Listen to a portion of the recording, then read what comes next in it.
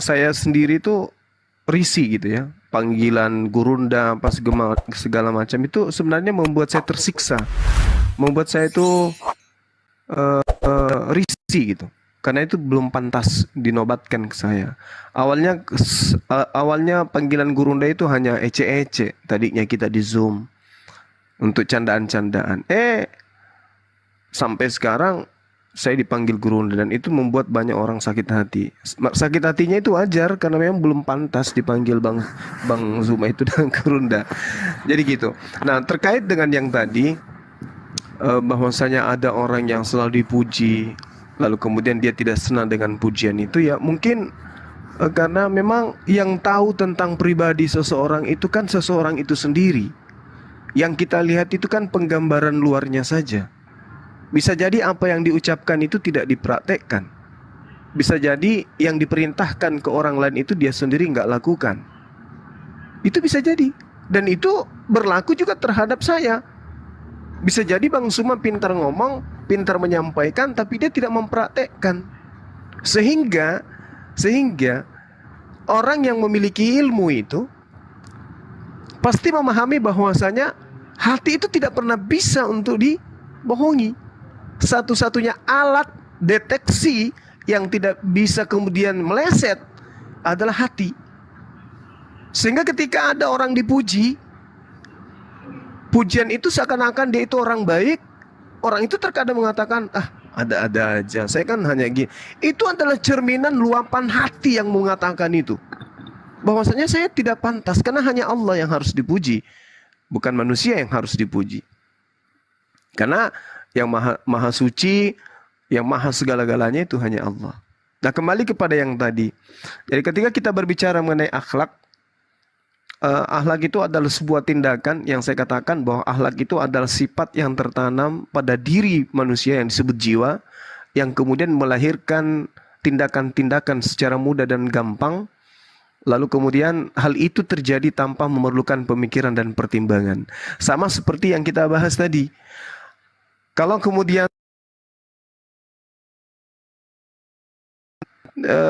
Adam pelanggaran, dalam hal ini Tuhan mempunyai skenario. Karena Allah mengatakan inni a'lamu ma la ta'lamun. Ya, kenapa kemudian di Al-Quran surah Al-Baqarah ketika Allah hendak menciptakan manusia, Allah menguji. Sebenarnya bukan Nabi Adam yang diuji duluan. Yang mendapatkan ujian pertama kali itu adalah para malaikat, makhluk-makhluk yang masih suci pada saat itu. Jadi golongan malaikat, ya kita sebut malaikat, atau yang kemudian membangkang itu adalah nantinya menjadi iblis. Itu adalah makhluk-makhluk yang diuji terlebih dahulu. Wa iz qala rabbuka lil malaikati inni ja'ilun fil ardi khalifah. Aku hendak menciptakan makhluk selain daripada kalian di atas bumi, dan dia malah aku tunjuk sebagai khalifah. Lalu Allah kemudian melihat, mana nih yang akan protes? Mana nih yang akan protes? Ternyata muncul ada yang memprotes lebih dulu. Kenapa hendak engkau menciptakan makhluk lagi? Bukankah kami sudah taat kepadamu? Maka Allah kemudian mengatakan, inni a'lamu ma la ta'lamun.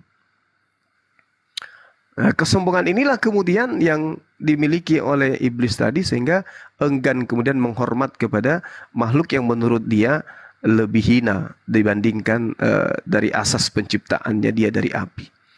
Nah, ini kaitannya dengan akhlak. Jadi kesempurnaan Islam itu ya dibarengi dengan tiang Islam itu sendiri, tiang akhlak ini tadi.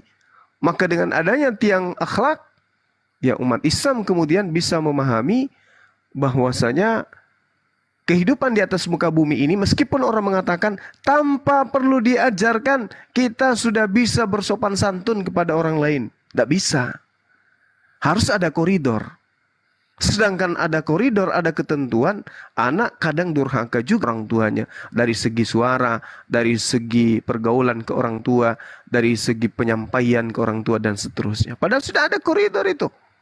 Kenapa? Karena memang kecenderungan kita manusia ini untuk melakukan suatu pelanggaran.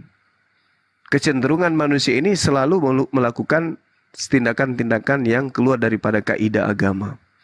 Kenapa? Karena Allah sudah menggariskan itu. Keturunanmu, kalau dalam Bible keturunanmu akan meremukkan keturunannya. Allah mengatakan aku akan menjadikan engkau bermusuhan gitu. Antara iblis dan manusia itu akan selalu bermusuhan. Nah, tetapi yang perlu disadari di sini, termasuk saya harus sadari bahwasanya Al-Quran menggariskan iblis itu berasal dari dua golongan. Yang pertama dari golongan manusia, yang kemudian disebut manusia kufur, manusia zalim, manusia munafik, manusia musyrik, dan yang kedua adalah dari golongan malaikat. Itulah yang disebut dari golongan jin, itulah yang disebut iblis. Nah, itulah ya sahabat-sahabat sekalian, para teman-teman saya, bahwasanya akhlak dalam Islam itu adalah suatu disiplin ilmu yang kita tidak temukan rangkaian bakunya di dalam agama lain selain daripada Islam itu sendiri. Karena kedatangan Rasulullah memang untuk menyempurnakan akhlak, menyempurnakan tindakan-tindakan manusia di atas muka bumi ini.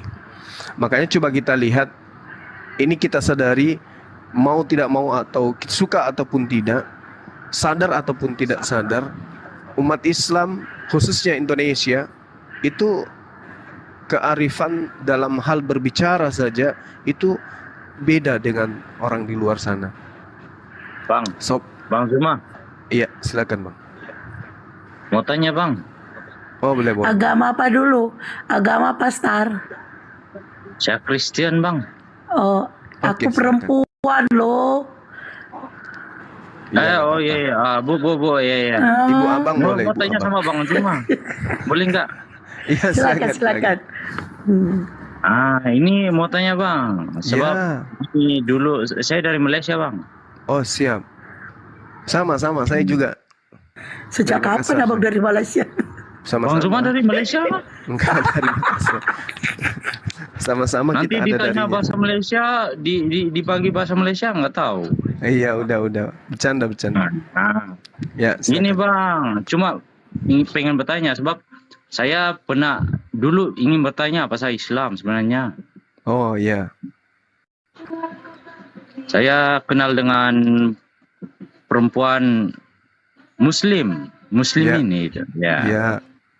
Jadi saya pernah bertanya-tanya pasal agama Islam. Ya. Tapi ini dalam Islam betul nggak tuh kalau perempuan datang haid gitu nggak boleh sholat gitu ya? Iya. Adakah itu haid itu haram atau macam mana ya? Oh iya. Baik. Oh. Jadi haid itu bukan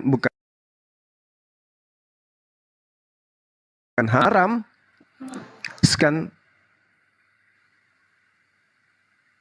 ya, sementara ibadah itu kudu wajib kemudian suci. Itu, Bang. Bahkan kalau ajaran sebelumnya, kalau Anda melihat di dalam kitab, tapi nanti ya kita ke sana.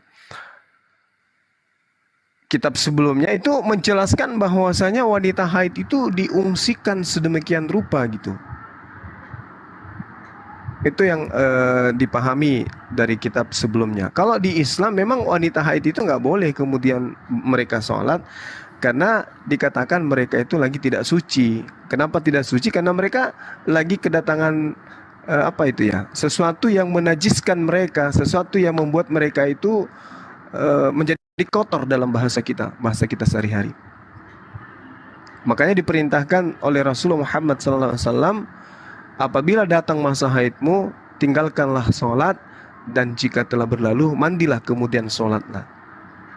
Itu perintah di dalam pemahaman kami sebagai umat Islam. Jadi nggak boleh sholat, nggak boleh puasa, nggak boleh berhubungan intim, nggak boleh masuk masjid, nggak boleh tawaf, nggak boleh menyentuh Quran.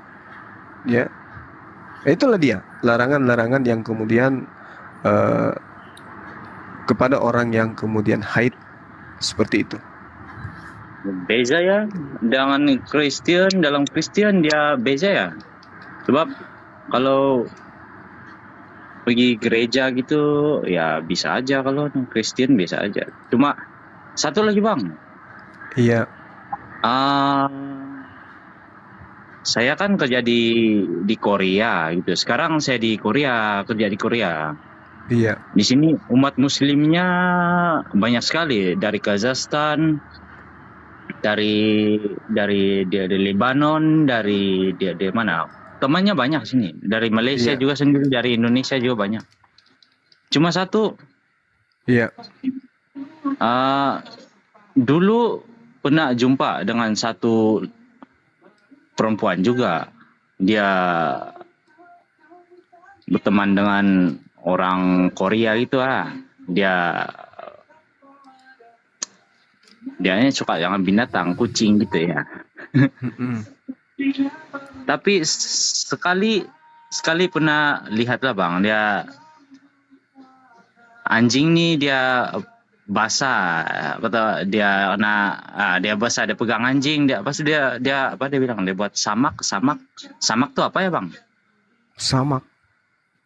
Ya dia Samak macam apa Bang Sondi, pernah dengar nggak? samak. Sama itu kalau bahasa Padang belukar. Itu Semak belukar.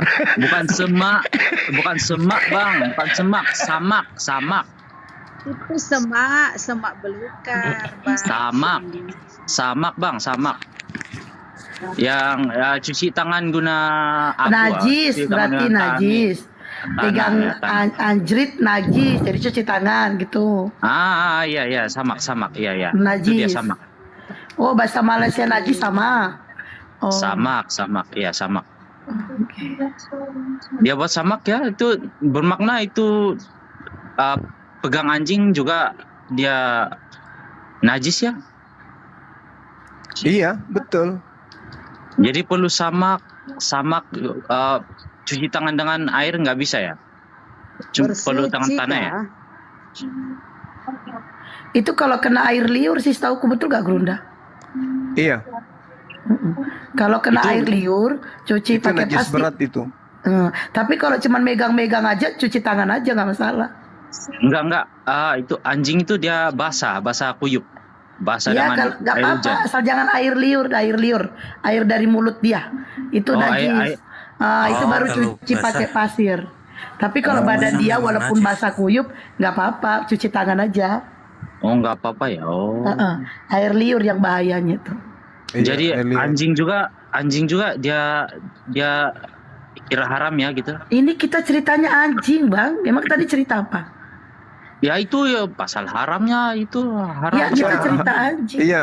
Ya haram, anjing juga haramnya gitu. Iya. Haram dimakan anjingnya. Iya itu. Cuma pengen tahu bang, sebab saya dari kecil gitu nggak pernah tahu apa pasal Islam gini, tidak tahu ajaran. Cuma tertarik bang dengan kenalnya dengan perempuan ini bang. Iya itu. Ya, cuman kalau di Islam itu selain jasadnya selain jasmani dan rohaninya harus bersih, juga harus berakal gitu di Islam itu. Oh. Iya, Cuma, jadi Bang, iya, cuma satu apa lagi? Dari tadi satu-satu, ini udah ketiga, Bang. Iya kan? Satu. Ini yang ketiga, coba bisa gitu nggak sih, Bang?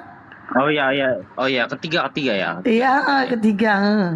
Aku pingin tahu sebab dari dulu ya cuma taunya cuma Kristen aja, jadi pingin tahu juga pasal Islam gitu. Tapi kalau menurut penerawangan saya, abang ini jatuh cinta atau lagi pacaran, mau belajar, ya kan? Maksudnya Betul, pacaran gitu ya, betul. Ketahuan itu. Saya itu paranormal, Bang. Kadang-kadang parah, kadang-kadang normal. Tapi banyak Tidak parahnya. dinafikan, Bu. Iya, Tidak iya Bang Sodir, dinafikan, banyak betul. parahnya. Saya tidak nafikan, Bu. Betul, saya tidak nafikan. Iya, tapi Saya nggak boleh, Bang. pacaran Kalau dengan kalau perempuan abang menikahi wanita muslimah itu jatuhnya zina. Lebih baik abang masuk Islam, baru. Ya elah, ini nelpon apa nengok Google sih? Mungkin dia ini ya, karena pasangannya Muslim, jadi mau belajar. Mungkin juga wanita itu imannya kuat, harus masuk Islam dulu. Tapi gini, Bunda Gurunda, ini mungkin berhubung ada Gurunda Zuma di sini.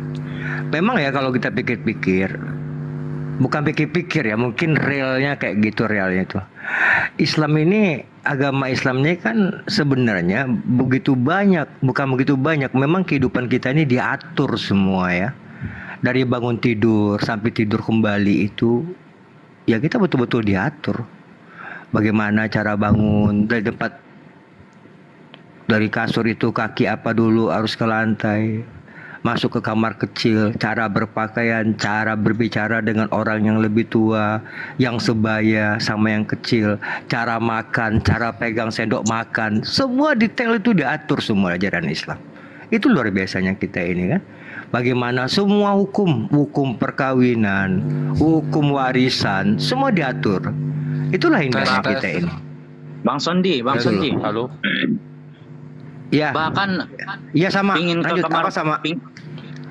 Pingin ke kamar mandi juga perlu langkah dengan kaki apa ya? Kanan atau kiri ya? Kanan. Kiri. Kalau melangkah ke kamar mandi kiri. Kiri ya? Kiri. Kiri. Itu. Keluarnya kaki kanan. Keluar kaki kanan, masuk kaki kiri. Itu sebabnya apa ya? Oh, mungkin Gurunda bisa kasih tahu. Iya, jadi Saya cuma pingin tahu nih Bang Roma. Iya, di Islam itu segala sesuatunya itu memang diatur. Iya, diatur memang. Hukum-hukum kan ada, nubuatannya memang itu sudah sangat jelas. Di dalam Al-Quran surah Asy-Syura ayat 52, Allah Subhanahu wa taala memang menjelaskan bahwa kedatangan Rasulullah Muhammad SAW itu sebagai pembimbing manusia kepada segala jalan kebenaran, segala sesuatu pada jalan yang lurus. Itu Al-Quran menjelaskan. Wa innaka latahdi ila siratim mustaqim. Jadi kedatangan Rasulullah Muhammad SAW itu memberikan petunjuk, kemudian nuran nahdi dikatakan sebagai cahaya dan juga petunjuk. Itulah Al-Quran. Jadi Al-Quran ini kemudian Rasulullah uraikan isinya, diantaranya itu adalah bagaimana cara beribadah. Oh iya. Itu diatur semuanya. Makanya umat Islam itu apapun yang mereka lakukan itu bernilai ibadah. Selain daripada sesuatu di luar daripada apa yang disampaikan oleh Allah, yaitu adalah sesuatu yang sifatnya pelanggaran. Itulah umat Islam. Nah, kalau boleh saya tahu, saudara ini dari sekte mana dan sudah sejauh mana Anda belajar Bible? Bible, saya Bang, sebenarnya saya dari dulu ya, dari umur 19 itu saya sudah rantau Bang. Tes. Saya dulu rantau, saya dari Malaysia ke Australia dalam 2 tahun gitu. Sekarang menetap di Korea sudah mau dekat 6 tahun ya. Sebagai di Korea apa, ini Bang, sana? TKW bukan? Ya illegal lah Bang. Oh, ilegal. Awas kedengeran ada ini loh. Itu Pak Sondi tuh, wayo bahaya nih. Kedengeran ilegal. Ya, biar aja, sini juga banyak ya orang Indonesia, orang Malaysia juga banyak sini. Jadi Bang Star ini aslinya orang apa? Orang Malaysia. Orang baik-baik. Orang baik juga dikatakan enggak lah. Jujur dia. Iya. Jadi Ya, apa niatannya ini, mau belajar Islam, mau masuk Islam atau kayak mana gitu? Ya cuma pingin tahu Bang, sebab Wajo juga pacaran dengan musliman gitu ya, pacaran gitu, cuma pingin tahu gitu. Oh iya, jadi kalau misalnya Anda pacaran dengan seorang muslimah ya, Anda punya tanggung jawab besar. Pertama, Betul, Anda harus menjadi seorang muslim yang soleh. Itu dulu. Anda harus menjadi pemimpin yang soleh, yang akan membina istri dan juga keturunan Anda menjadi orang yang soleha dan soleh. Itu tanggung jawabnya di Islam itu berat, karena Anda memiliki tanggung jawab yang sangat luar biasa. Anda akan dimintai kelak pertanggungjawaban di akhirat tentang bagaimana Tapi- Anda menjadi pemimpin dalam rumah tangga. Bang Juma. Iya. Bang Juma ini Syiah atau Sunni ya? Saya Ya, saya Allah. saya Islam.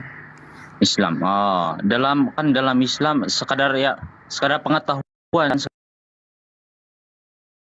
dalam Islam ada 7 Quran gitu. Gimana? 73 sekte. Dalam Quran.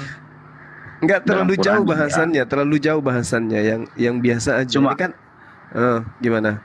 Anda kan tadinya ngaku punya Enggak, pacar begini. Islam. Enggak begini, Bang. Pertanyaannya gini, kan Hmm. dalam Quran 72 sekte ya. Islam.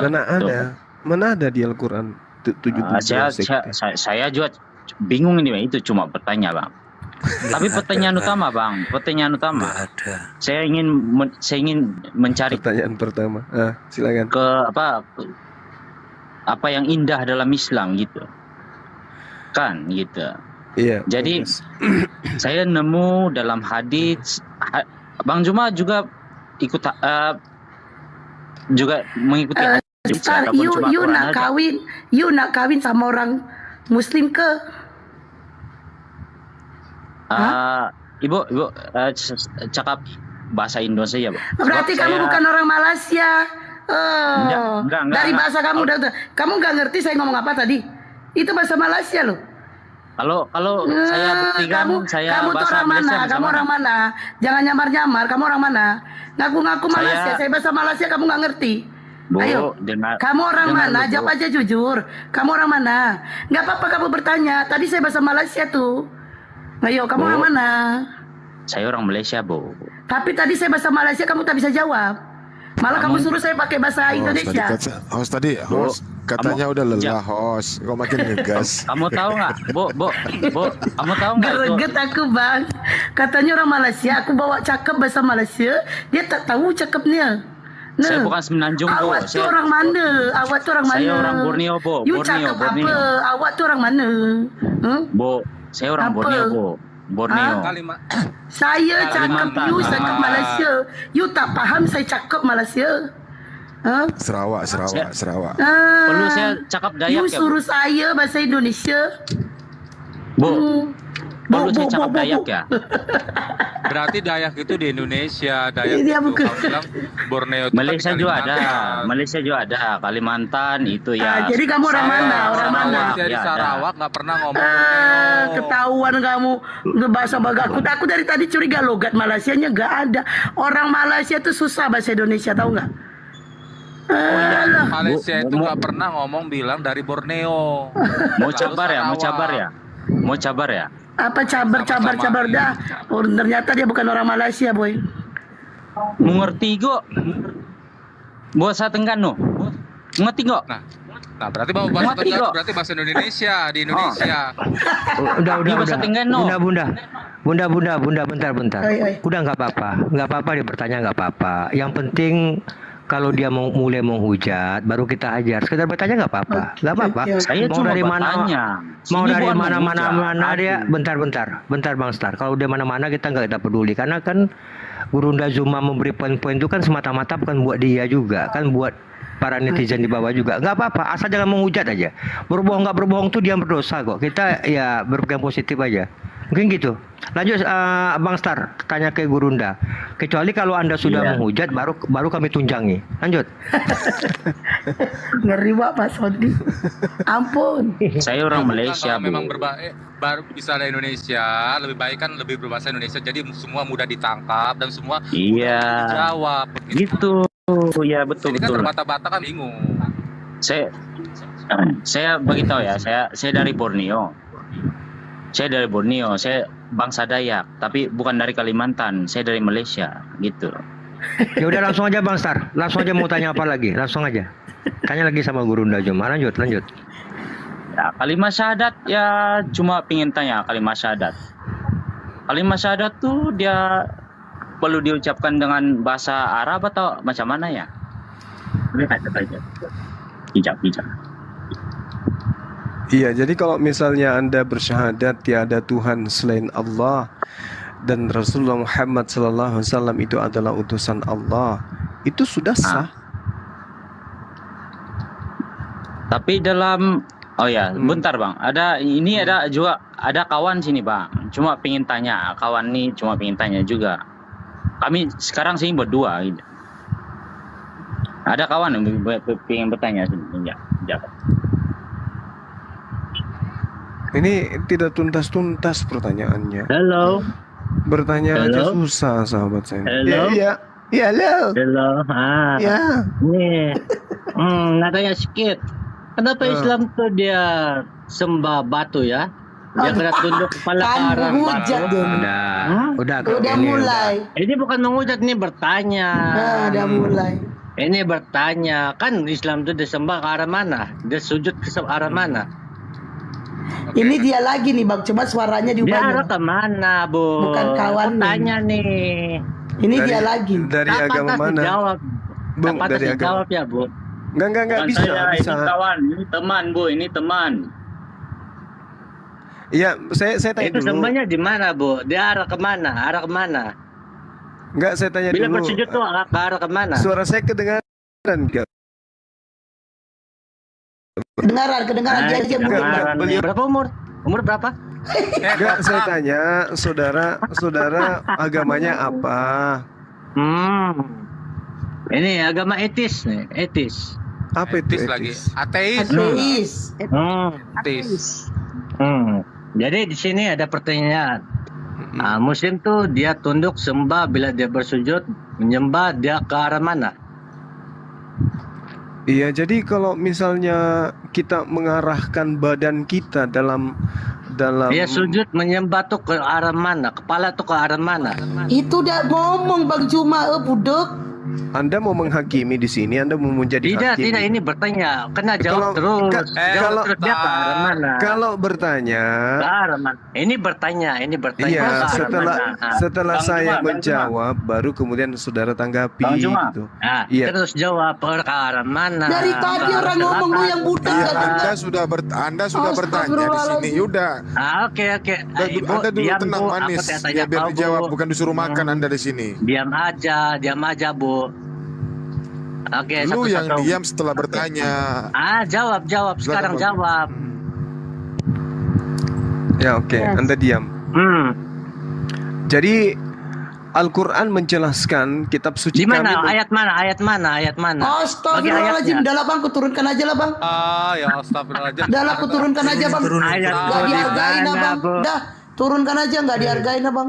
Sepak kan orang kayak gitu. Yaudah, kembali ke topik tadi Ustadz, Bang Zuma ini masalah akhlak tadi. Kayak sampah masyarakat. Udah selesai masalah akhlak Bang Erik. Ini Bang Theo ini Tidak. nih Bang Juma.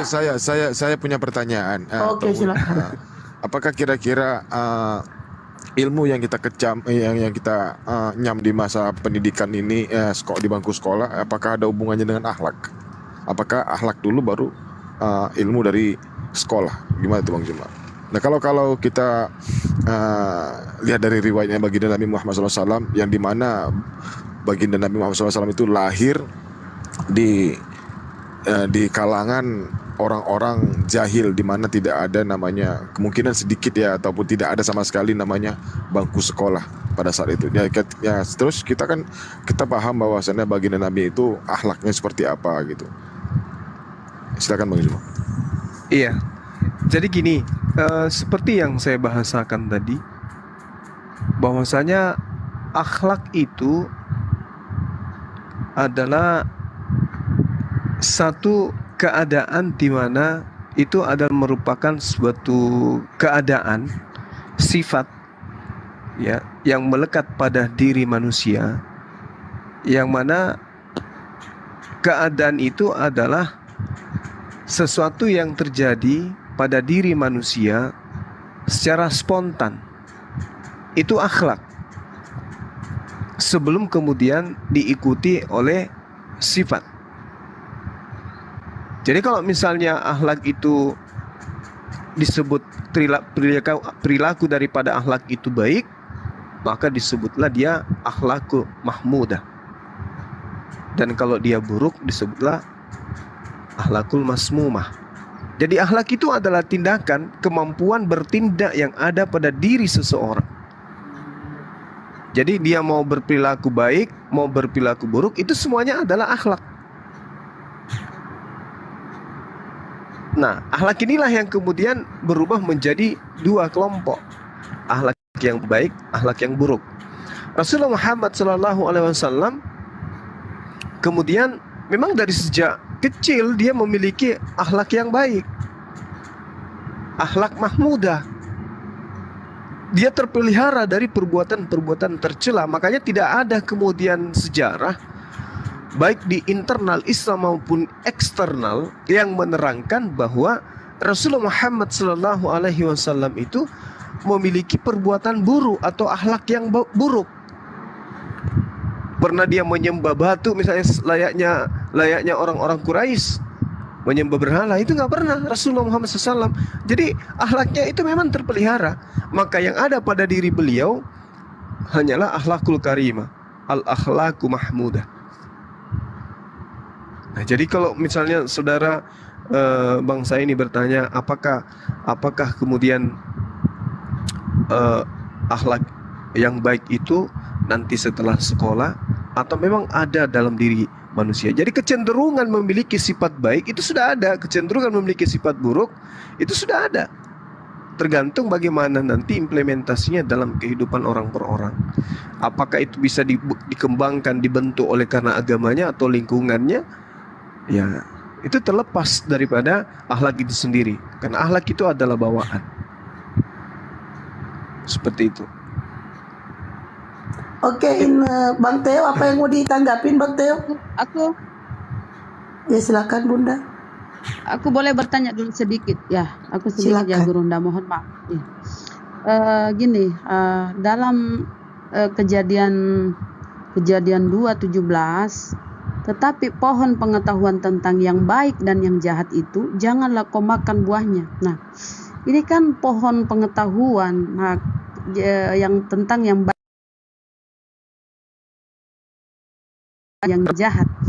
Maksudnya gini nih, malah bersyukur ya, karena setelah Adam memakan buah pengetahuan ini, akhirnya kita ini menjadi apa ya, Tahu. ada pengetahuan kita membedakan antara baik dan buruk gitu loh.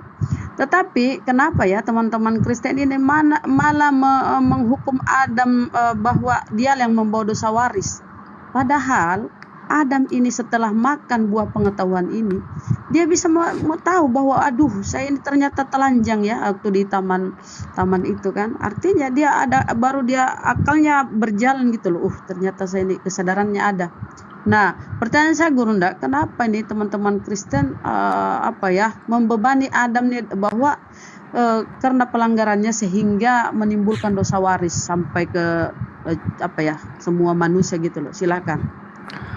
Karena mohon maaf sebelumnya Gurunda, mohon maaf. Iya, nggak Karena apa-apa.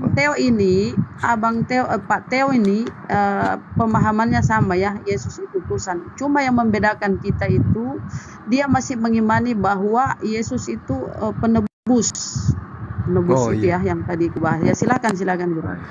Iya, jadi gini. Boleh saya tanggapi? Iya, silakan. Bentar ya, silakan dulu.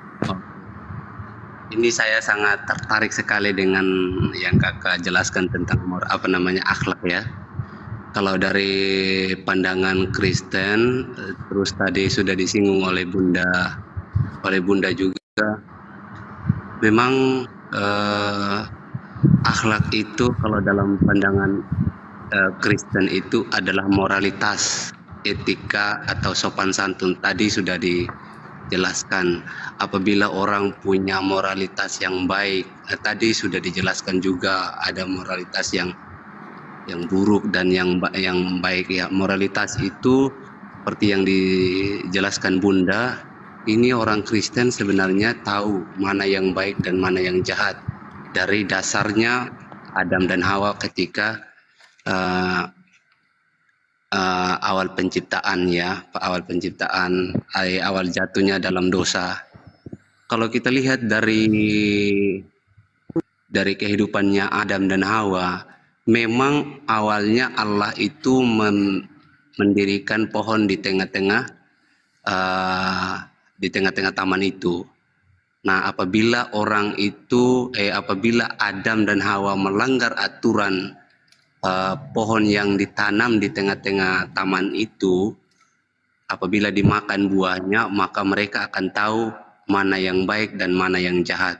Itu memang sudah permanen, akhlak itu sudah permanen dalam pribadi manusia ya. Tetapi karena suatu pelanggaran, sebenarnya yang makan itu bukanlah Adam, tetapi Hawa. Nah, kalau kita lihat di Kejadian pasal 2 ayatnya yang ke-8 itu berbicara tentang kejatuhannya Adam dan Hawa. Nah, singkat ceritanya, ketika mereka jatuh dalam dosa, moralitas mereka itu sudah menjadi rusak. Entah itu dari segi moral, mengetahui apa yang baik dan yang jahat, mereka sudah tahu mana yang baik dan yang jahat, yang seharusnya mereka tidak boleh tahu. Memang naturnya, akhlaknya mereka itu sebenarnya sudah tertanam dan tidak tahu mana yang jahat dan tidak tahu mana yang baik. Mereka hanya hidup bersama dengan Allah. Itu sebenarnya awalnya. Tetapi ketika mereka jatuh dalam dosa, mereka mulai tahu mana yang baik. Oh, ini mulai tahu yang namanya malu. Dan dalam segi rasionalnya, dalam segi rasional dan intelektualnya mereka mulai, kemampuan berpikirnya mereka sudah terbatas, menganalisa dan melakukan sesuatu sudah terbatas, sudah bisa itu awalnya jatuhnya dalam dosa. Terus intelektualnya cacat, rusak, sehingga tidak memahami hal-hal yang sempurna seperti itu. Itu mulai jatuhnya. Dan rusak secara rohani, artinya jauh dari Allah. Yang seharusnya tadi bahwa akhlaknya mereka itu bersama dengan Allah, berkomunikasi dengan Allah, berjalan-jalan bersama Allah di Taman Eden itu, berbicara dengan Allah, dekat dengan Allah. Dan ketika mereka jatuh dalam dosa, jauh, makanya mereka dibuang dari Taman Eden. Nah, dalam segi tubuh, yang seharusnya tubuhnya mereka itu tidak akan mati ya, tidak akan mati sebenarnya. Mati secara rohani, mati secara jasmani. Nah, itu mulai rusak, mulai lemah dan disebut berdosa. Itu kalau dalam segi atau dalam pandangan orang Kristen, bahwa akhlak itu dikaitkan moralitas. Apabila orang ini punya moralitas yang baik, maka suatu perbuatan dia akan menjadi berkah bagi orang lain. Dia akan memahami dan mensistematis perbuatan-perbuatannya, mana yang baik, mana yang tidak baik, mana yang dilakukan, dan akhlak orang-orang Kristen yang diutama. Makanya kalau orang-orang Kristen itu iman tanpa perbuatan pada hakikatnya mati. Kenapa? Punya iman tapi harus punya akhlak. Tapi ada orang yang punya iman tapi tidak punya akhlak, yang seperti yang kakak sudah jelaskan tadi. Oh, ada orang yang punya penampilannya baik di mata orang, tetapi dalam segi karakteristiknya rusak. Itu tidak bisa dikatakan bahwa ini punya akhlak. Ya, ada juga orang yang kelihatannya penampakannya rusak, tapi hatinya baik, begitu lembut, begitu manis, atau sikapnya dia menjadi berkat bagi orang lain. Itu tipe dan karakteristik setiap orang. Jadi dalam pandangan Kristen sebenarnya akhlak itu ada juga mengajarkan hal-hal yang lebih mungkin sama semua ya cara pandangnya. Kalau dalam Kristen itu akhlak itu ya bagian dalam moralitas, sopan santun, etika. Kalau dalam sopan santun itu udah masuk dalam kategori tradisi. Misalnya kita makan harus pakai tangan kanan, itu sudah menjadi tradisi setiap keturunan. Ada juga kalau di tradisi atau budaya. Nah, di setiap daerah kita percaya punya budaya masing-masing. Misalnya Indonesia, kalau kentut saat makan itu sangat suatu tidak sopan. Tetapi kalau di luar Indonesia ada negara yang kentut itu lebih bagus daripada menahan kentut. Itu penyakit menurut mereka. Itu suatu budaya dan itu dimasuk dalam kategori akhlak atau moralitas. Nah, itu sebenarnya kita tidak bisa memahami secara jernih dan secara murni ketika orang berada dalam dosa itu. Sulit untuk memahami dan membedakan mana sesuatu yang harus dilakukan. Tapi natur dosa itu tidak bisa kita pelajari. Dan itu sudah ada dalam diri kita sendiri. Kita melakukan sesuatu yang salah dan itu sudah tidak bisa, misalnya mencuri. Tidak bisa lagi kita pelajari karena memang sudah naturnya kita itu berdosa. Tapi kalau akhlak atau moralitas, kita harus pelajari karena dasarnya kita ini belum mengerti dan memahami. Dan makanya semua orang itu belajar tentang kebenaran-kebenaran. Misalnya kakak Suma, mungkin karena banyak mempelajari tentang akhlak dalam segi Al-Quran, jadi bisa menyampaikan dengan baik, dan itu sangat saya tertarik dengan apa yang kakak sampaikan tadi. Dan itu semua hasil dari belajar. Orang tanpa belajar bisa pun dikatakan dikatakan sebenarnya orang ini punya akhlak yang baik, tapi karena kurang belajar dan kurang akhirnya tidak dikategorikan ini belum baik akhlaknya. Bagi orang yang sudah belajar banyak hal, itu didasarkan oleh pengalaman. Belajar dan mengalami itu lebih bermutu dan lebih berkualitas. Tapi kalau hanya belajar tapi tidak mengalami, sesuatu yang kita sampaikan kepada netizen atau kepada orang lain semua yang mendengarkan, itu agak susah untuk misalnya kakak mengalami ceramah di suatu tempat contohnya, tapi kakak belum mengalami hal-hal yang kakak sampaikan, itu sedikit rendah dari kualitas yang sesungguhnya. Tapi kalau kakak mengalami sendiri sesuatu yang kakak sampaikan tentang kebenaran itu, maka itu akan mengubah kehidupan orang. Mengubah kepada apa? Kepada hal-hal yang lebih benar dan mengubah sifat orang, dan orang itu akan hidup lebih baik daripada yang kita bayangkan. Itu sebenarnya yang disebut moralitas atau akhlak yang kakak sudah sampaikan. Itu sih dari pandangan saya sebagai orang Kristen. Terima kasih buat penjelasan-penjelasan tadi, menambah wawasan saya juga, dan saya bersyukur kita saling sharing, saling mengenal satu dengan yang lain. Baik, terima kasih. Kalau ada yang sanggah, silakan. Oke, Bang Juma, silakan. Ya, baik. Jadi gini, Bung, saya melihat di kitab saudara itu memang pernah muncul sekali waktu kata akhlak itu muncul di dalam Bible. Tetapi di dalam terjemahan baru kata akhlak itu sudah nggak ada lagi di sana. Khususnya di Matius 23 nomor 3. Karena akhlak ini memang asalnya itu dari bahasa Quran, yang kemudian digunakan di dalam Bible dan menjadi bahasa sehari-hari juga terhadap teman-teman Kristen. Ya sebenarnya sih itu nggak apa-apa. Ketika orang Kristen juga sudah paham tentang akhlak, intinya punya sisi positif Al-Quran ini terhadap teman-teman Kristen yang juga sudah berani menggunakan kata akhlak. Nah, kemudian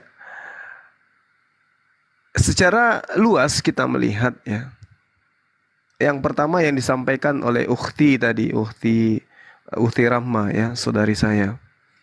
Di dalam Kejadian 3:22, berfirmanlah Tuhan, sesungguhnya manusia itu telah menjadi seperti satu sama seperti kita, tahu tentang yang baik dan yang jahat. Maka sekarang jangan sampai ia mengulurkan tangannya dan mengambil buah dari buah pohon kehidupan itu dan memakannya sehingga ia hidup selama-lamanya. Jadi tidak ada dosa yang diwariskan. Itu nggak ada. Dengan tidak adanya dosa yang diwariskan, maka dengan demikian tidak ada penebusan dosa waris. Apa pembuktiannya? Rangkaian daripada perintah Tuhan di dalam kitabnya teman-teman kita Kristen yang mereka ambil dari perjanjian barunya orang Yahudi yang mereka sebut perjanjian lama. Dosa apa yang kemudian yang diminta untuk ditebus? Dengan lembu, dengan kambing, domba, sapi, itu dosa apa? Dosa waris? Bukan. Dosa perbuatan. Nah, sedangkan data Kejadian 3:22 agar supaya mereka tidak hidup selama-lamanya. Berarti Tuhan memang tidak menginginkan Adam itu selama-lamanya hidup di dalam Gan Eden. Itu datanya ada. Kejadian 3 nomor 22.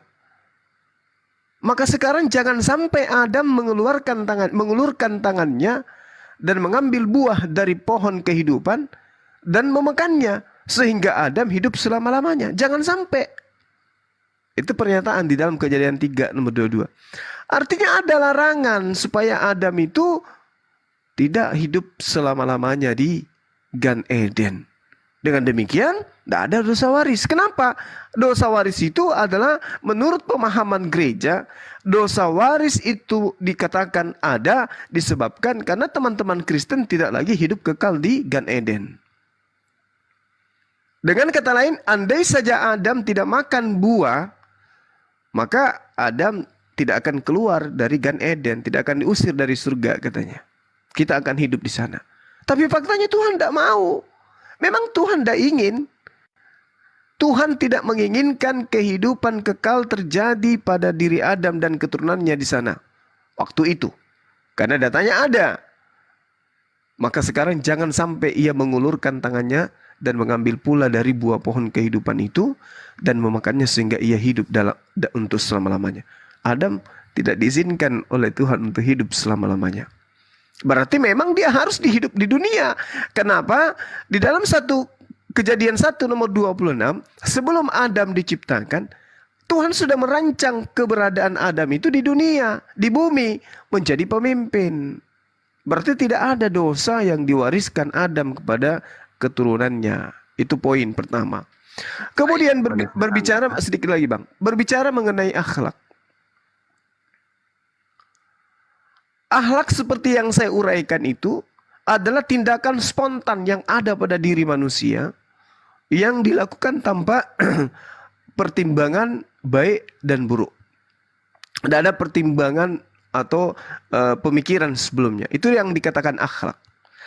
Akhlak yang baik ya, adalah cerminan daripada tindakan yang baik yang dihasilkan daripada pengajaran dan pelajaran.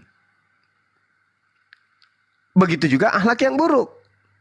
Pelanggaran terhadap aturan yang sudah diatur sebagai tindakan yang seharusnya dilakukan sebagai manusia. Nah, bagaimana mungkin kemudian saudara mau mengatakan di dalam Kristen itu ada akhlak yang baik, sedangkan tindakan-tindakan yang mengantar manusia untuk baik itu dihapuskan. Contoh, ini sederhananya kita lihat di dalam Ulangan 4. Bagaimana manusia itu bisa disebut baik? Bani Israel dituntun agar mereka itu baik, mereka harus mendengarkan ketetapan dan peraturan yang diajarkan Tuhan kepada Nabi Musa. Apa tujuannya? Dilakukan supaya Bani Israel itu hidup. Maka sekarang hai orang Israel, dengarkan ketetapan dan peraturan yang kuajarkan kepadamu untuk dilakukan. Nah, mereka harus melakukan. Supaya apa? Supaya kamu hidup. Itu perintahnya. Lalu Tuhan mengatakan apa? Jangan kamu menambahi apa yang kuperintahkan kepadamu, dan jangan kamu mengurangi. Dengan demikian kamu berpegang pada perintah Tuhan yang kusampaikan kepadamu. Lakukanlah itu dengan setia. Di data Ulangan 4 nomor 6. Lakukanlah itu dengan setia. Sebab itulah yang menjadi kebijaksanaanmu dan akal budimu di mata bangsa-bangsa yang pada waktu mendengar segala ketetapan ini akan berkata, memang bangsa ini adalah bangsa besar dan umat bijaksana yang berakal budi.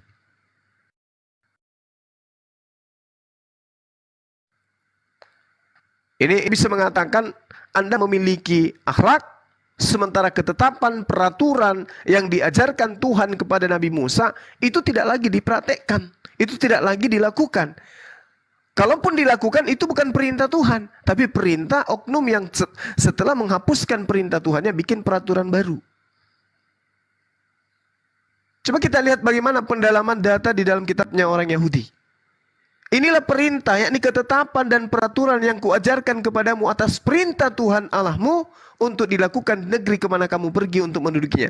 Supaya seumur hidupmu, engkau dan anak keturunanmu takut akan Tuhan dan berpegang pada segala ketetapan dan perintah yang disampaikan kepadamu.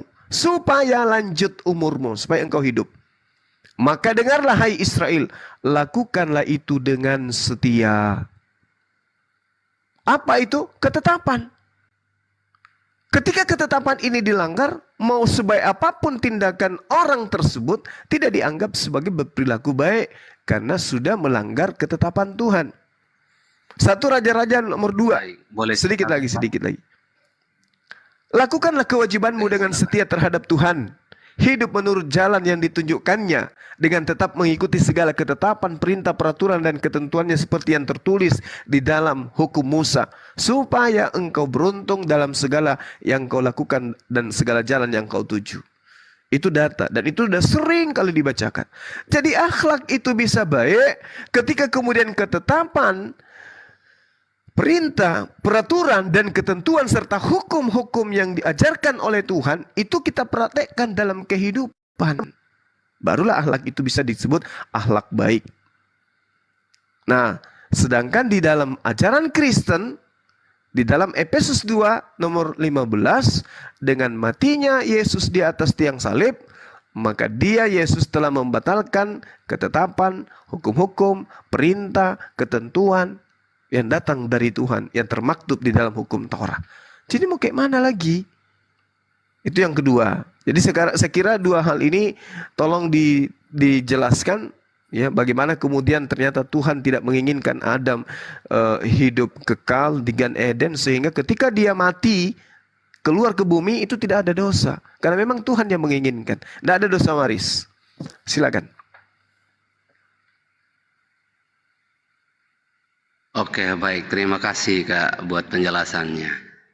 Nah, ini berbicara tentang di Kejadian pasal 3 ayat 22 yang Kakak kutip tadi. Saya akan membacakan sampai ayatnya ke 23 ya Kak. Jangan, jadi bukan hanya satu ayat, ada lanjutannya. Boleh Kak? Nah, berfirmanlah Tuhan Allah, sesungguhnya manusia itu telah menjadi seperti salah satu dari kita, tahu tentang yang baik dan yang jahat. Maka sekarang jangan sampai ia mengulurkan tangannya dan mengambil pula dari buah pohon kehidupan itu dan memakannya, sehingga ia hidup untuk selama-lamanya. Lalu Tuhan Allah mengusir dia dari Taman Eden supaya ia mengusahakan tanah dari mana ia diambil. Nah, ini menjelaskan bahwa setiap dosa ada konsekuensinya. Ya. Ketika Adam dan Hawa jatuh dalam dosa, dan ingat bahwa dosa itu Allah tidak mau berkompromi. Artinya, setiap dosa yang diperbuat oleh manusia harus menanggung akibatnya. Dalam arti dia mengusir dia dari Taman Eden, yang sesungguhnya di Taman Eden itu adalah hidupnya baik, semuanya serba sukacita, semuanya serba senang, tenang. Akhirnya di luar itu mengalami kerusakan, mengalami capek, mengalami susah, jerih payahnya berjuang untuk menghidupi dirinya. Artinya di luar Tuhan semuanya itu sia-sia. Ketika disampaikan di sini bahwa dia diusir dari Taman Eden itu, artinya Taman Eden itu adalah tempat yang suci. Ketika sudah jatuh dalam dosa, masih diperbolehkan di taman itu karena buah itu semakin dimakan, semakin merusak, dan kita tahu bahwa manusia itu adalah mulia di mata Tuhan. Makanya diusir dan dia disuruh untuk mengusahakan hidupnya seperti itu. Nah, bukan berarti Allah itu tidak menginginkan manusia itu hidup terus di Taman Eden. Bukan seperti itu penafsirannya.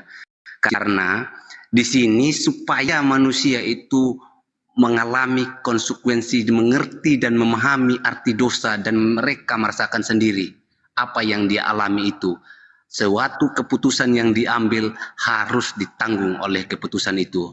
Tidak boleh tidak ditanggung. Nah, seperti itu apa penjelasannya. Kalau mengenai yang tentang hukum-hukum yang disampaikan oleh Musa, itu adalah hukum-hukum tertulis, hukum yang disebut hukum Taurat, yang disebut hukum-hukum Tuhan atau perintah-perintah Tuhan. Itu sesuatu hal yang dilakukan oleh Yesus, dan itu bukan berarti tidak meniadakan. Ingat, perbuatan manusia tidak menjamin untuk membawa masuk ke dalam kerajaan surga. Perbuatan manusia selalu harus disertai oleh iman yang menyelamatkan orang itu. Misalnya, kakak mengimani bahwa kakak harus berjuang sendiri untuk selamat. Ya, perjuangkanlah perbuatan itu supaya bisa masuk dalam kerajaan Allah. Tapi kalau dalam pandangan Kristen, kalau kami dalam pandangan Kristen, hanya Allah lah yang dapat menyelamatkan kami, sehingga kami dapat melakukan perbuatan-perbuatan yang bisa kami lakukan, dan itu kami selalu berkata, Tuhan kasihanilah kami yang berdosa ini. Artinya setiap entah itu dosa perkataan, dosa pikiran, dosa perbuatan, kalau ditimbang itu tidak serta-merta itu bisa kita masuk dalam kerajaan Allah. Kalau memang kita meyakini bahwa dosa perbuatanlah yang dapat membawa kita kepada kerajaan Allah atau ke dalam surga. Tapi imanlah yang disertai oleh perbuatan, itu ada perubahan hidup. Yang tadi yang saya sering saya jelaskan, imanlah yang membawa orang itu menjadi berbuat baik dan meyakini bahwa dia selamat. Tapi kalau berbuat baik baru beriman, itu bagi kami adalah suatu hal yang sah, yang kami percaya bahwa Allah lah yang dapat menyelamatkan kami melalui apa yang disampaikan. Kalau kita berbicara tentang kenapa Yesus itu disembah, dia manusia? Ya, kami menghormati kemanusiaannya karena dia dapat memberi contoh cara hidup yang baik dalam kerajaan Allah, karena dia datang, karena dia berkata, aku bukanlah dari dunia ini, ya, dan dia kembali ke dalam kerajaan Allah. Artinya dia yang tahu tentang sifat kerajaan Allah, dia memberitahu kepada manusia, ini loh jalan yang baik yang kamu harus tempuh. Tetapi melalui tetapi melalui iman, kata Yesus Allah yang menyertai, itulah yang diimani oleh setiap orang Kristen. Kalau masalah kemanusiaannya itu adalah suatu menghargai, menghormati bahwa dia sudah menjadi contoh dalam hidup yang baik dalam kerajaan Allah. Orang Kristen pada dasarnya menyebut nama Yesus itu suatu ungkapan iman, bukan kemanusiaannya Yesus. Kalau kemanusiaannya Yesus itu suatu contoh teladan dalam setiap pribadi orang supaya masuk dalam kerajaan Allah. Itu sih dari saya, tetapi bukan berarti dihilangkan, ditambah, dikurangi. Kami tidak tahu manakah yang sudah yang asli dan mana yang tidak asli. Kalau sudah ditambah dikurangi itu artinya sudah palsu dalam hal itu. Tapi kami belum menemukan kalau memang ada yang dikurangi, ada yang ditambahi, kami belum menemukan mana aslinya. Itu. Terima kasih buat Kakak Suma. Oke, saudaraku Jo. Kita dialog TikTok aja, diskusi TikTok aja. Anda mengatakan bahwa tidak ada keselamatan ya dengan perbuatan. Itu terbantah oleh Yesus. Selamatnya seseorang itu masuk ke surga, celakanya seseorang itu masuk ke neraka. Poin itu ada di Matius 5 nomor 19. Barang siapa yang menghilangkan ketetapan, ketentuan, aturan main, hukum-hukum Tuhan, dan tidak kemudian mempraktekkan serta mengajarkan kepada orang lain untuk menghilangkan itu, untuk tidak mempraktekkan dengan perbuatan, maka kemudian dia akan celaka. Matius 5:19. Bahkan kemudian di dalam Ulangan 27 nomor 26, jelas sekali dikatakan bahwa barang siapa yang tidak mempraktekkan, barang siapa tidak mempraktekkan hukum-hukum Tuhan, maka dia terkutuk. Kemana perginya orang terkutuk itu? Ya neraka. Jadi bagaimana mungkin kemudian saudara berani mengatakan tidak ada orang yang diselamatkan karena perbuatan? Sedangkan Yesus datang memberikan upah kepada manusia berdasarkan dengan perbuatan. Coba. Itu sangat bertentangan dengan apa yang Anda uraikan barusan. Orang diselamatkan itu berdasarkan perbuatan masing-masing. Jadi perbuatan kita lah yang kemudian yang menyebabkan kita selamat. Yesus datang menghakimi dan membalas seseorang orang per orang berdasarkan perbuatan masing-masing. Menguji letak daripada keselamatan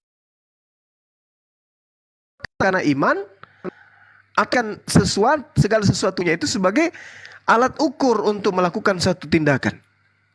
Saya ingin bertanya kepada saudara. Ketika kemudian Anda mengambil kail, pancing, ya, kail atau pancing untuk memancing ikan. Lalu kemudian Anda masuk ke dalam kamar. Di situ ada bak sampah. Lantas Anda kail Anda sonorkan ke tempat sampah ini dengan iman Anda yang meyakini bahwasanya saya akan mendapatkan ikan. Kira-kira dengan harapan iman Anda ini, bisa enggak Anda itu mendapatkan ikan di tong sampah yang tidak ada air? Assalamualaikum. Waalaikumsalam. Coba, bisa enggak Anda mendapatkan ikan dari tong sampah yang tidak punya air, apatah lagi tidak ada ikan di dalamnya? Kira-kira dengan iman Anda, dengan kepercayaan Anda, dengan keyakinan Anda, yang Anda maksudkan iman itu, bisa tidak Anda mendapatkan ikan di situ? Coba Anda jawab.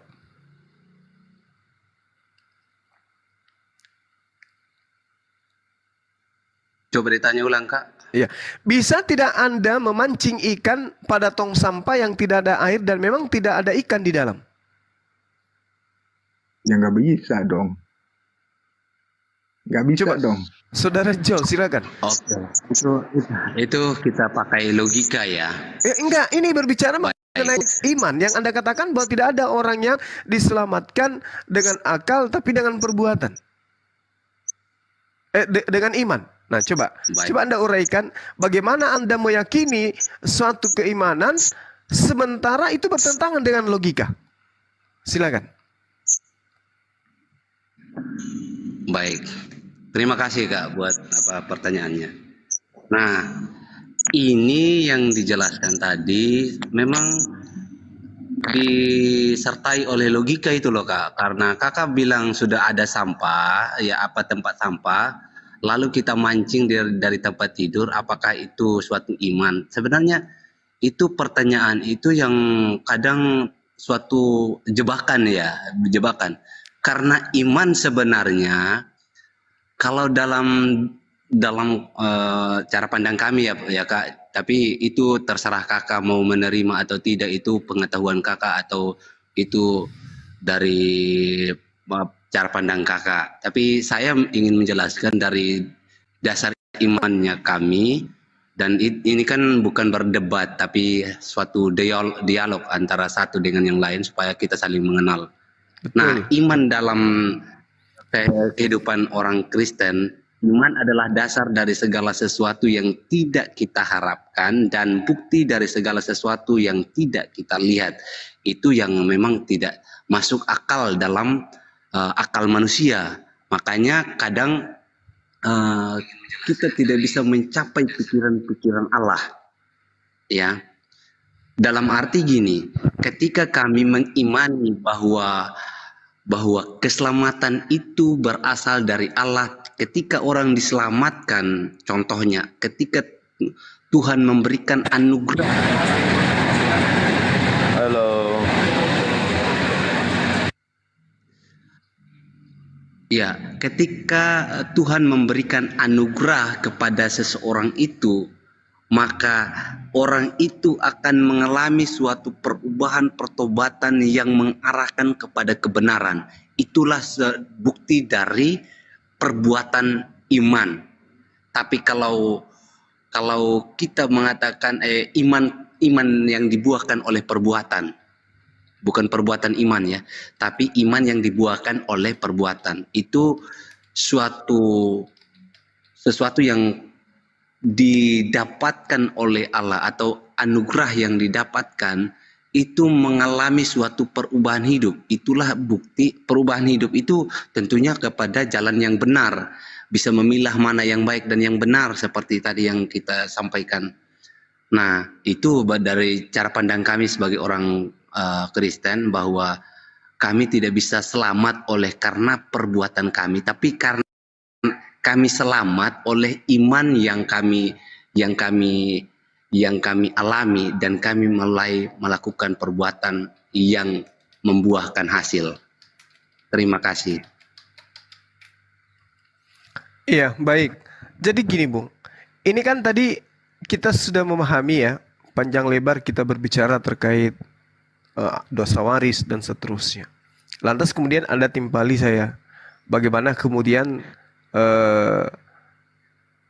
manusia itu tidak diselamatkan dengan perbuatan, tapi diselamatkan dengan iman, kan gitu. Nah, makanya muncul pertanyaan, ketika Anda gini, Kak, bukan tidak diselamatkan oleh perbuatan. Maksud saya itu ya harus satu paket, dalam arti iman yang disertai oleh perbuatan yang dibuahkan. Itu ya bagi kami. Ya, oke. Nah sekarang makanya saya kasih contoh sederhana. Anda mengimani di tong sampah ini ada ikan. Lalu iman Anda itu Anda lakukan dengan perbuatan. Anda beli kail, lantas Anda mancing. Anda dapat ikan nggak di situ? Padahal Anda sudah mengimani, pasti ada ikan. Saya yakin ada ikan. Maka keyakinan Anda ini, iman Anda itu membuat Anda kemudian tindakan Anda membeli kail lantas memancing di tempat itu. Anda dapat ikan nggak? Itu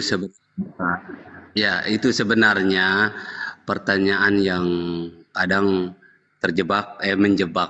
Karena kalau saya menjawab hal itu seperti iman yang bodoh. Iman yang bodoh. Tapi sebenarnya Kak, kalau kasih pemahaman alegori yang tepat, misalnya kamu pergi mancing kan di laut contohnya, dan kamu mengimani apakah kamu dapat atau tidak. Karena ya itu akal berarti. Ikan makan. Berarti akal dulu. Pekerjaan ini kemudian tidak sia-sia ketika difilter dengan akal dulu, Bang. Tapi kalau tidak difilter dengan akal, perbuatan itu kemudian hanya dengan dasar iman, iman itu sia-sia, pekerjaan itu juga sia-sia. Baik, coba saya gini. Saya sederhanakan. Anda dengan iman tidak ada perbuatan dibenarkan, ya orang tidak diselamatkan karena perbuatan. Bagaimana kemudian oleh karena misalnya ada kondisi Anda lapar, Anda ingin menyelamatkan diri Anda dari rasa lapar ini.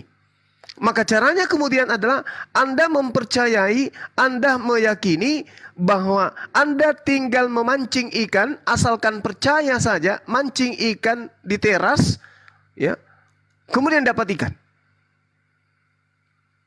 Ini dasar pijakannya untuk menyelamatkan diri Anda berdasarkan iman tok.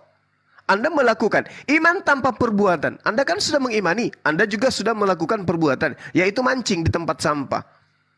Yang Anda dapatkan adalah ya softeks bekas, bukan ikan.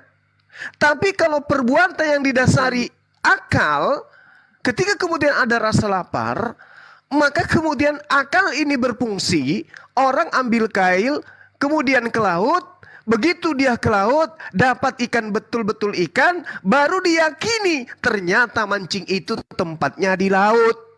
Itulah baru iman yang betul. Coba kita lihat, kalau Anda mengatakan bahwa perbuatan itu tidak menyelamatkan. Al-Quran menjelaskan, A'udzubillahi minasyaitonirrajim, Bismillahirrahmanirrahim. Yauma idzi yasdurun nasu ashtatan liyurau a'malahum. Pada hari itu manusia keluar dari kuburnya dalam keadaan berkelompok-kelompok untuk diperlihatkan kepada mereka balasan atas semua perbuatan mereka masing-masing. Ini dalam Al-Quran nih. Nah, itu di Al-Quran. Saya tidak imani, Bang. Nah, itu kata Abang. Bagaimana dengan pernyataan Yesus atau perkataan yang ada dalam kitab saudara? Misalnya di dalam Mazmur 2. Dan daripada itu kasih setia ya Tuhan, sebab Engkau membalas setiap manusia menurut perbuatannya masing-masing. Bahkan Yesus juga mengajarkan itu. Dia akan datang, ya anak manusia akan datang memberikan upah berdasarkan dengan perbuatan masing-masing. Bahkan Paulus juga mengajarkan hal yang sama. Di dalam Roma 2 nomor 6. Dia akan membalas setiap manusia menurut perbuatannya masing-masing. Ini data, Bung. Oke. Sabar. Jadi Ya, perbuatanlah yang kemudian menentukan manusia itu selamat atau tidak. Kalau perbuatannya berdasarkan ketetapan Tuhan, selamat. Tapi kalau perbuatannya tidak berdasarkan dengan ketetapan Tuhan, hanya dasar imani saja, itu tadi dapatnya softeks bekas, bukan ikan. Bagaimana Kata kemudian Yesus, bisa? Silakan. Kata Yesus, ya. Kata Yesus kepada mereka, barang siapa yang mengasihi aku, ia melakukan segala perintah-perintah yang ku katakan. Itu ada. Dan Ya, betul. itu Yohanes yang 15. diimani oleh setiap, itu yang didasarkan oleh orang Kristen, bahwa ketika kami mengasihi Allah harus disertai oleh perbuatan. Nah, itu yang saya maksud tadi. Imannya kita ini adalah iman, misalnya saya selamat, contohnya. Saya mengatakan selamat, tapi saya tidak melakukan perbuatan seperti yang kakak bilang tadi. Itu kita pancing di depan rumah, kita dapatnya softtek, ya. Tapi kalau kita percaya bahwa Allah menyelamatkan saya dan saya tidak melakukan apa yang dikatakan Tuhan, itu sama dengan hal yang kakak bilang tadi. Saya ini memancing softtek di tengah di depan rumah. Nah, yang kami maksud iman yang disertai oleh perbuatan bukan berarti kita hanya beriman tapi meniadakan perbuatan. Tidak harus disertai oleh perbuatan itu. Tapi kalau kami tidak tahu yang lain, ya keselamatanlah yang perbuatanlah yang dapat menyelamatkan setiap orang. Kalau kami tidak, imanlah yang dapat menyelamatkan kami lewat perintah yang kami lewat perintah Tuhan yang kami lakukan. Itu. Karena kami tidak mampu menyelamatkan diri kami sendiri lewat perbuatan kah, atau lewat membangun mesbah Tuhan kah, atau membangun atau melakukan perbuatan baik yang mendapatkan, enggak.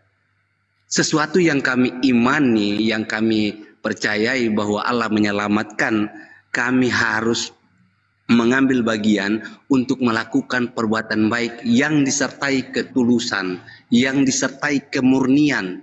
Makanya seringkali saya sampaikan bahwa yang baik belum tentu benar, karena yang baik di mata manusia belum tentu benar di mata Allah. Contoh, saya melakukan korupsi di banyak di orang-orang kaya, lalu saya membagikan kepada orang-orang yang miskin, yang sederhana.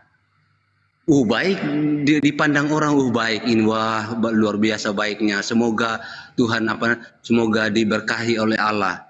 Padahal hasil dari korupsi tadi untuk memberikan berkah bagi orang miskin, dan itu belum tentu benar di mata Allah. Karena seolah-olah saya ini menyogokkan Allah supaya Allah itu selamatkan saya. Dan Allah tidak perlu disogok, karena dunia ini adalah miliknya Tuhan. Itu sih kalau dari pandangan saya, Kak. Iya, baik saudaraku. Jadi gini, saudara mengulang narasi yang sama. Iman menyelamatkan, bukan perbuatan. Inilah yang saya kasih contoh tadi. Anda mengimani, Anda bisa mendapatkan ikan dari tong sampah dengan memancing di sana. Anda imani. Lalu Anda praktekkan iman Anda itu. Maka yang Anda dapatkan bukan ikan, tapi softeks bekas. Apakah iman Anda sudah benar dengan mengajarkan itu? Salah ternyata. Yang didapat bukan ikan goreng, tapi yang didapatkan adalah sesuatu yang menjijikkan. Padahal tadi imannya sudah beriman seperti itu. Nah, sedangkan kami di Islam, yang kami lakukan adalah perintah. Perintah ini muatannya adalah perbuatan. Perbuatan ini selalu identik dengan perintah, ketetapan, hukum-hukum. Itulah yang kami sebut sebagai syariat. Tindakan syariat, muamalat, kemudian dibungkus dengan akhlak. Ini yang kami lakukan. Sama seperti yang diperintahkan oleh Nabi Musa di dalam kitabnya, yang terjemahannya ada di Anda. Bahwa keselamatan itu didapatkan oleh karena melakukan ketetapan hukum-hukum, perintah yang datang dari Tuhan. Perintah dari Tuhan tidak mungkin salah. Perintah dari Tuhannya adalah ketika Anda lapar, ambil kail, mancing di laut atau mancing di sungai. Jangan mancing di empangnya orang. Kan itu perintah. Ketetapan Tuhan adalah sesuatu yang membimbing manusia kepada jalan keselamatan. Sementara aturan ketetapan hukum-hukum ini kemudian dihapuskan, dibatalin. Sekarang yang menyelamatkan adalah iman. Dengan konsep iman, anak manusia pun Anda selamat, Anda sembah. Dengan konsep iman, hukum Tuhan, ketetapan Tuhan yang berupa hukum kepada Bani Israel pun dibatalkan dengan alasan digenapi. Maka muncul pertanyaan yang tadi, apakah iman bisa menyelamatkan? Bisa, apabila iman itu didasari oleh akal wahyu yang datang kepada para nabi. Tapi kalau hanya dasar imani saja, nggak bisa. Sama seperti penggambaran itu tadi. Iman menyelamatkan. Apa artinya Anda beriman? Sampai Anda itu tidak lagi melakukan satu tindakan yang salah di mata manusia. Tetapi iman Anda itu tidak berdasarkan atas perintah Tuhan, ya percuma. Iman yang benar adalah iman yang didasari atas hukum-hukum Tuhan, bukan hukum manusia. Silakan. Kan saya sudah bilang tadi, Yesus bilang, saya sudah bilang sama kakak tadi itu, bahwa Yesus itu mengatakan, barang siapa mengasihi aku, barang siapa percaya kepada dia, dia akan melakukan segala perintah-perintah yang dia sampaikan. Sebenarnya itu adalah dasar imannya kami sebagai orang Kristen. Bukan berarti harus beriman dulu tapi perbuatannya jahat. Itu namanya gereja, makanya muncul gereja-gereja setan. Ada yang bilang bahwa anugerah itu adalah pemberian pemberian anugerah itu pemberian gratis, itu menurut mereka. Tapi perbuatan mereka, kita hidup sesuai dengan kemauan sendiri. Nah itu hal yang salah yang seperti kakak bilang. Tapi kami sebagai orang Kristen, khususnya saya sebagai orang Kristen, saya sangat mengimani ketika Yesus mengaku pasti kamu akan melakukan perintah-perintahnya. Artinya ketika saya mempercayai keselamatan itu datang dari Allah, saya akan melakukan pekerjaanku, bagianku, bahwa Allah itu menyelamatkan aku, bukan aku yang menyelamatkan diriku lewat perbuatan. Oke? Lewat perbuatan. Makanya hukum Taurat itu sebenarnya tidak yang dikatakan sebenarnya kalau tidak semua manusia itu memenuhi aturan-aturan hukum Taurat. Terbuktinya banyak perzinahan, terbuktinya banyak pokoknya banyak hal yang membuat mereka tidak bisa selamat. Karena manusia ini sangat terbatas oleh hal-hal yang demikian. Makanya kami sangat meyakini kata Yesus. Saya seringkali kata Yesus itu Allah yang menyertai, Allah yang menyelamatkan. Kami selalu berdoa dalam nama Yesus supaya kami ini adalah tadi yang saya sampaikan, kasihanilah kami yang berdosa ini. Dalam arti dalam nama Yesus. Makanya saya seringkali orang Kristen ini doa makan dalam nama Yesus, doa tidur dalam nama Yesus, doa bangun juga dalam nama Yesus. Karena diimani bahwa Allah itu menyertai hidupnya, bahwa Allah itu dapat menyelamatkan, dapat mengampuni dosa-dosanya. Dan itu harus dihasilkan buah-buah pertobatan yang mengarahkan kepada jalan yang benar. Nah tadi yang saya sampaikan bukan berarti perbuatan bukan hanya orang Kristen itu hanya beriman tapi perbuatan tidak dipakai. No, kami pakai perbuatan, justru kami mengambil bagian dalam hal itu.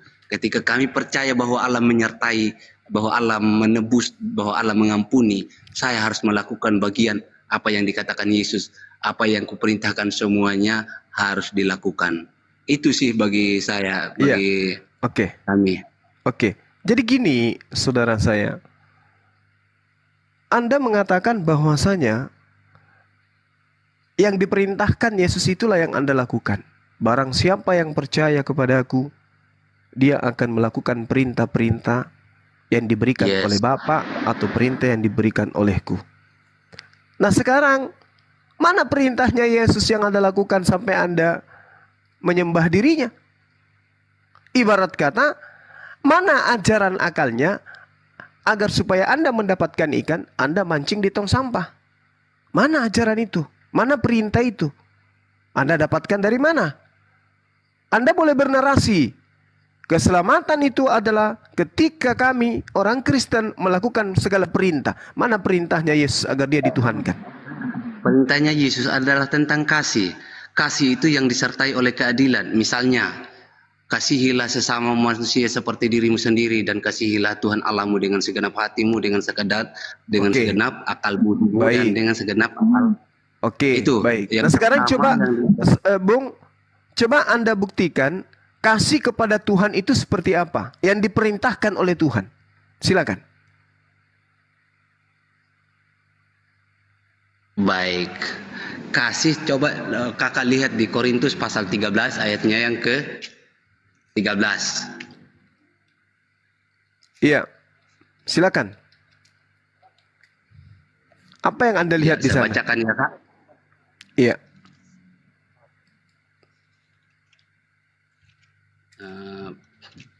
Dikatakan di sini, demikianlah tinggal ketiga hal ini, ya, yaitu iman, pengharapan, dan kasih. Dan yang paling besar diantaranya ialah kasih. Kasih itu sebenarnya, inilah yang saya tanya, Bung. Benar, ada kasih eros, kasih agape, kasih Philadelphia. Ya, coba Anda uraikan coba. Bagaimana Anda mempraktekkan kasih itu kepada Tuhan? Baik. Kalau kasih agape itu adalah kasih tanpa syarat. Nah, itu yang disertai karena begitu besar kasih Allah akan dunia ini sehingga Ia telah mengaruniakan. Andanya kan ada perintahnya, kasihilah Tuhan Elohimmu. Nah, sekarang dengan cara apa Anda mengasihi Tuhan Elohim?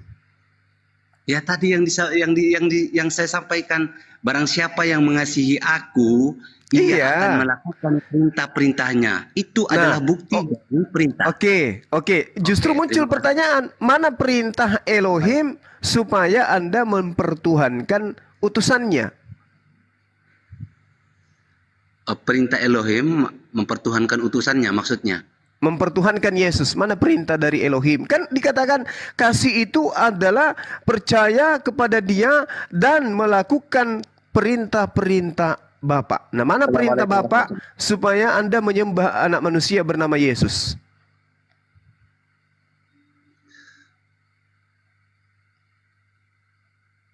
Baik, perintah sebenarnya sebuah kebenaran yang dilakukan oleh setiap orang. Ya, bagi orang yang percaya. Misalnya kebenaran apa yang dilakukan? Nih, saya bacakan di di Galatia pasal 5 ayat yang ke-22 sampai 23. Itu adalah bagian dari orang yang hidup dalam Kristus. 22 dikatakan ini adalah suatu perintah bagi Allah ya. Bagaimana orang itu hidup dalam perintah Tuhan. Ayatnya yang ke-22. Dikatakan di sini, tetapi buah roh ialah kasih, sukacita, damai sejahtera, kesabaran, kemurahan, kebaikan, kesetiaan, kelemah lembutan, penguasaan diri. Itu ketika dia ketika orang melakukan perintah harus mengalami kasih. Kalau kasih itu tidak membenci orang, kasih itu tidak lagi mendengki orang. Itu kasih kepada manusia. Yang saya tanya, implementasi kasih kepada Tuhan itu seperti apa? Ya, ini yang disebut tadi bahwa kasih itu sebenarnya bukan hanya kepada kasih kepada kan ada dua tuh, kasih kepada Tuhan, kasih kepada sesama manusia. Nah, kasih kepada Tuhan itu seperti apa? Yang diperintahkan itu kasih kepada Tuhan itu isinya apa? Oke, baik. Terima kasih. Kalau kami bagi kami orang Kristen, kasih kami kepada Allah itu melalui membaca Alkitab, seperti yang kakak juga bilang, kalau kamu mengasihi Allahmu harus membaca Al-Quran, ya seperti itu. Mana perintahnya? Kami harus bersekutu. Mana perintahnya? Ada di sini. Mana coba? Mana perintahnya kasih kepada Tuhan adalah baca Bible? Di mana tertulis itu? Nah, itu bagi kami bagi kami. Bukan. Ini kan perintahnya kasih kepada Tuhan. Nah, saya minta mana kasih kepada Tuhan itu adalah baca Bible. Makanya tadi saya memberikan perumpamaan. Mana perintah logika sehatnya mau dapat ikan mancing di tempat sampah. Sama dengan yang Anda lakukan. Anda hanya bisa mengatakan gini, oh ikan itu enak. Makan ikan itu enak, sedap. Begitu kita mancing, dapat ikan, digoreng, makan enak. Itu logika. Nah, sekarang Anda praktekkan, ternyata mancingnya di tempat sampah. Yang Anda dapatkan bukan ikan, tapi softtex. Kan begitu tadi bahasanya. Nah, sekarang kita minta, saudaraku, kita minta bagaimana kemudian ketika saudara menjelaskan ke saya, barang siapa yang percaya kepadaku, dia akan melakukan perintah Tuhan. Nah, sekarang itu disebut kasih. Kasihnya saya simpulkan. Kasih yang dimaksud kalau di dalam hukumnya para nabi adalah mengikuti segala ketetapan-ketetapan. Artinya mereka harus tunduk kepada hukum Musa. Nah, sekarang kasih di dalam Kristen ini, kasih kepada Tuhan itu seperti apa? Coba silakan. Terima kasih. Kak, ini ranah perdebatan apa ranah komunikasi? Kita diskusi sambil debat, sambil berdialog, sambil bersantai, sambil senyum-senyum dan juga sedikit tertawa. Silakan. Oke, sorry kalau masuk dalam ranah perdebatan, saya bukan orang yang suka berdebat ya Kak. Karena saya kira tadi ranah dialog untuk saling mengerti. Artinya dari anjuran Kakak dari tadi itu seolah-olah Kakak itu tidak menerima sesuatu pendapat orang lain Oh, dalam bukan arti saudaraku, bukan. Saya menghargai, saya sangat menghargai, sangat menghargai lawan diskusi saya. Sehingga saya sangat menghargai, sehingga saya ketika lawan dialog saya itu terjatuh, saya berusaha untuk membangkitkan dia. Nah ini Anda sedang ingin jatuh ini, saya bangkitkan. Narasi yang Anda bangun itu sudah tidak berdasar. Kasih yang saya pada hal itu. Anda punya pendidikan sampai mana, Pak? Saudara mengajarkan kita kasih kepada Tuhan itu baca Galatia 5 nomor 22. Itu nggak ada cerminannya di sana. Kak, saya tanya dulu, Anda bisa membedakan mana perdebatan dan mana dialog? Ini kita sudah berdialog ini. Mana? Berarti saya lihat dari kakak tadi ada perdebatan seolah-olah tidak menerima sesuatu. Oh, dialog itu dibangun atas asas kerangka berpikir, implementasinya kata per kata menjadi kalimat, membingkai dalam satu kalimat, lalu kemudian kalimat itu menguraikan sebuah makna yang bisa dipahami oleh logika.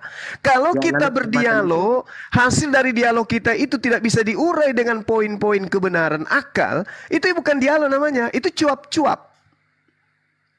Oke. Silakan. Berarti menurut kakak itu tentang perdebatan itu bagaimana? Kalau debat itu mengangkat satu materi, Anda mempertahankan logika Anda, saya mempertahankan logika saya. Itu kakak. Ya seperti itu kakak. Nah, sekarang logika Anda. Iya, sekarang bagaimana mungkin kita berdialog kalau kemudian ada materi, Anda mempertahankan satu argumentasi di mana Anda tidak memiliki dasar pijakan dalil, baik tertulis maupun secara logika akal. Anda yang mengarahkan Anda yang mengarahkan kita berdebat. Saya maunya dialog. Anda yang mengarahkan ke debat, tapi Anda yang tidak mau berdebat. Iya, saya tidak mau debat. Nah, kalau tidak mau berdebat, ketika kita ditanyai mana dalilnya, mana perintahnya, mengasihi itu di dalam ajaran Kristen, mengasihi kepada Tuhan itu seperti apa? Supaya dialognya baik. Yang Anda sajikan adalah Galatia 5 nomor 22. Itu bukan daripada kasih kepada Tuhan. Apa? Itu kan menurut saya, tapi menurut Anda kan beda. Nah, itulah jadi, yang saya katakan, Anda mendapatkan ikan itu di tempat sampah. Menurut Anda ngotot di situ. Oh, saya ini Anda sekolah sampai di mana ini saya lihat. jangan singgung-singgung sekolah lah, Bang. Jadi gini. Dengarkan dialog dengan perdebatan. Oke, dengarkan saya. Supaya dialog kita bagus, dengarkan saya dulu. Oke ya, boleh ya? 1 menit aja. Oke. Kalau kita berbicara mengenai kasih, ini tak kasih dalil supaya kita itu tidak asal cuap-cuap aja. Dalilnya gini. Yosua 22 nomor 5. Hanya lakukanlah dengan sangat setia perintah dan hukum yang diperintahkan kepadamu oleh Musa, yakni dengan mengasihi Tuhan. Nah tuh, itu poinnya ada tuh. Yakni dengan mengasihi Tuhan. Muncul pertanyaan, menurut kitabnya Yosua, seperti apakah cara mengasihi Tuhan?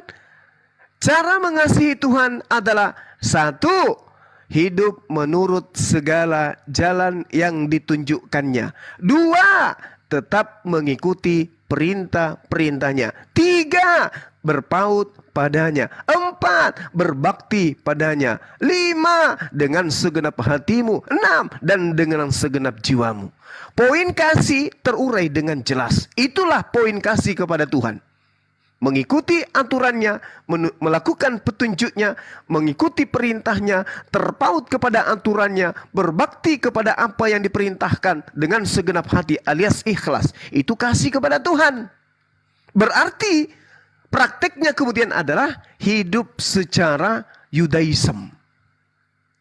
Itu kan? Nah sekarang saya minta ke Anda.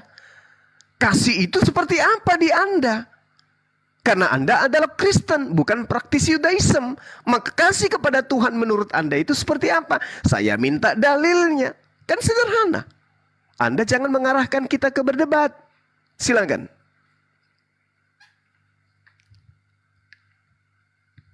Oke, baik. Terima kasih, Kak. Nah, ini tadi menjelaskan tentang kasih Allah dalam mengasihi manusia mengasihi Allah itu adalah suatu hal dalam mengimani kesetiaan itu adalah bukti dari kasih manusia kepada Allah, kesetiaan dalam kepada Allah. Mempercayai dalam arti kesetiaan untuk mempercayai Allah, tidak terombang-ambing oleh hal-hal yang ada dalil nggak, Bang? Yang lain. Hah? Ada dalilnya nggak? Ada. Coba, di mana tertulis? Tunggu saya cek. Tunggu saya cari dulu.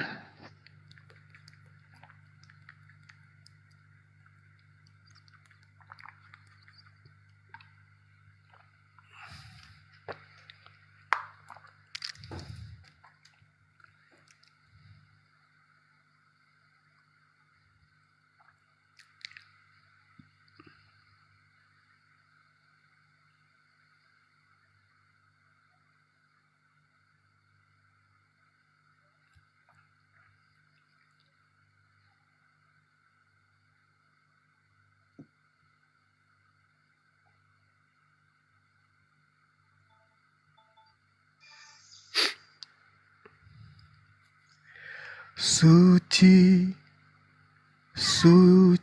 salah. Sunyi, sepi sendiri. Waalaikumsalam warahmatullahi wabarakatuh. Assalamualaikum warahmatullahi wabarakatuh. Waalaikumsalam warahmatullahi wabarakatuh, Kandaku.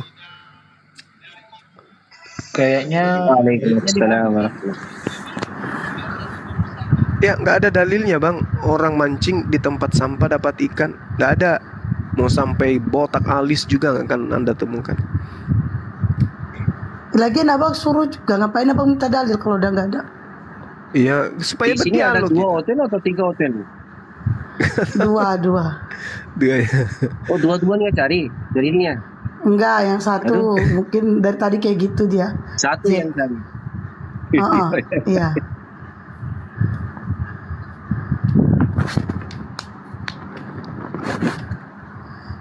Gimana Bang Joel?